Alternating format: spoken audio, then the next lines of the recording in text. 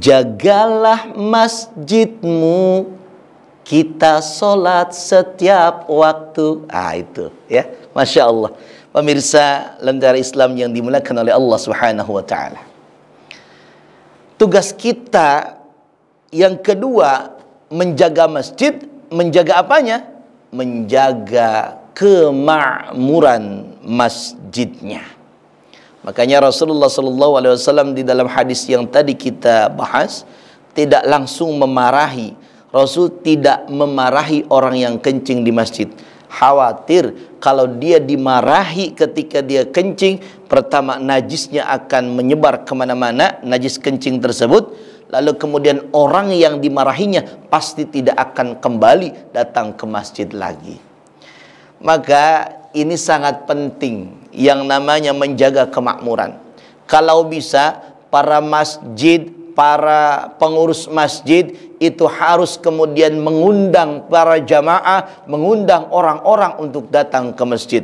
Baik masjid untuk kemudian kehidupan ibadah ataupun untuk kehidupan dunia. Karena apa? Masjid adalah pusat daripada seluruhnya kegiatan. Di zaman Nabi, masjid bukan hanya tempat ibadah, bukan hanya tempat ibadah mahdhah, tetapi masjid bisa jadi tempat ibadah yang ghairu mahdhah.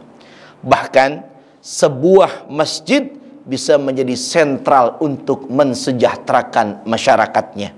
Sebuah masjid bisa menjadi sentral, pusat untuk membuat kemakmuran dan kesejahteraan daripada jamaahnya. Saudaraku sekalian, pemirsa Lentera Islam yang dimuliakan oleh Allah Subhanahu wa ta'ala. Jadi hikmah yang diambil dari hadis itu ada dua. Jaga kemakmuran masjid, dan yang kedua jaga kebersihan dan kenyamanan masjid. Dari mana kemudian kita dasarnya kok bicara begitu? Apakah ada ayatnya, Ustaz? Ada. Allah mengatakan di dalam Al-Quran pada juz yang pertama, surah yang kedua, yaitu surah Al-Baqarah, pada ayat yang ke-125 atau tepatnya halaman 19 pada Mushaf Utsmani. Allah mengatakan begini, A'udzu billahis samii'il 'aliim minasyaitonir rajim. Bismillahirrahmanirrahim. Wa idz ja'alnal baita mathabatan lin-nasi wa amna wattakhidhu min maqami Ibrahim musalla wa ahidna an tahira baitiya lit-taifina wal 'akifina ila akhiril ayah.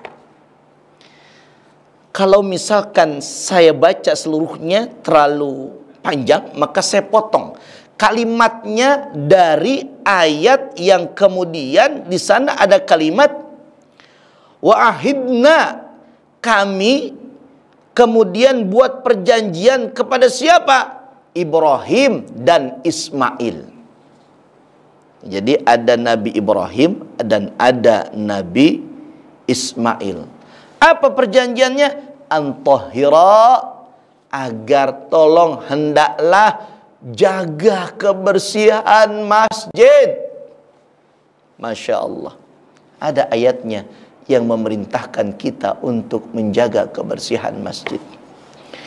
Maka kalau kita sekarang sudah faham apa kewajiban kita, apa tugas kita dari masjid, ayo kita laksanakan tugas kita. Kita laksanakan kewajiban kita. Jangan hanya kita berpangku tangan melihat petugas kebersihan yang sudah ada di dalam masjid. Saudaraku sekalian, pemirsa Lentera Islam yang dimuliakan oleh Allah Subhanahu wa ta'ala. Maka saudaraku sekalian, kalau hari ini ada di pelosok-pelosok, ada di perkotaan saja misalkan, ada masjid yang kurang rapi, ada masjid yang kurang bersih, ada masjid yang masih kotor, itu bukan kewajiban seorang petugas masjidnya saja, tetapi petugas seluruh, kewajiban seluruh kita sebagai hamba-hamba Allah Subhanahu wa ta'ala. Menjaga kebersihan, memakmurkan rumah-rumah Allah Subhanahu wa ta'ala.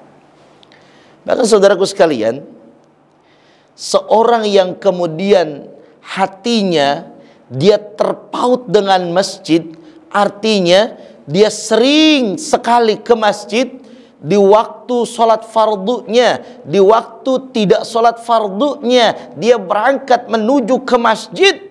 Masya Allah, dia sudah dipersiapkan sorga oleh Allah subhanahu wa ta'ala. Jadi ayolah kita jangan jauhi masjid, kita dekati masjid.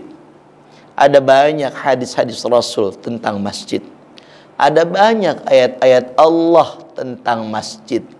Bahkan Allah subhanahu wa ta'ala memberlakukan Isra wal Mi'raj itu dari masjid ke masjid, minal masjidil haram ilal masjidil aqsa. Saudaraku sekalian, terbatas dengan waktu yang kita punya, rasanya kita cukupkan saja pertemuan kita sampai di sini. Al-Fakir simpulkan dari apa yang Al-Fakir sampaikan. Yang pertama, saudaraku sekalian, masjid adalah tempat yang mulia. Maka kalau kita pengen mulia, datangi masjid-masjid yang ada di dunia ini. Yang kedua, masjid adalah kewajiban bagi kita menjaganya, menjaga kebersihannya dan menjaga kemakmurannya. Cara menjaga kemakmuran masjid, jagalah akhlak kita kepada jamaah, sebagaimana tadi dicontohkan oleh Rasulullah sallallahu alaihi wasallam. Dan saudaraku sekalian, kesimpulan itu insya Allah akan kita bisa terapkan dalam kehidupan kita sehari-hari. Yang benar datangnya dari Allah subhanahu wa ta'ala, yang salah atas kejahiliahan diri Al-Fakir sendiri. Wallahu ta'ala a'lam bisawab, wallahul muwaffiq ila aqwamit thariq.